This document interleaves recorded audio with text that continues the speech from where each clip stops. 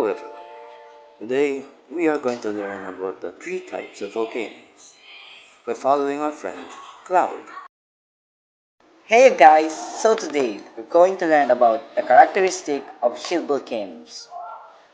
The shield volcanoes, one of these giants have broad, gentle slopes like a warrior shield. They form from fluid lava that travels far and wide before cooling. The shield volcano releases lava slowly outside its hole while looking satisfied and sighing. Whoa, the shield volcanoes are so cool. Now, we're going to learn about the composite volcano. Next, we have a composite volcanoes, as also known as stratovolcanoes. These are the classic volcanoes we picture in movies, tall, steep, and explosive. Whoa, isn't it cool that volcanoes can have a fit or rage? So now we're done with the two types of volcanoes.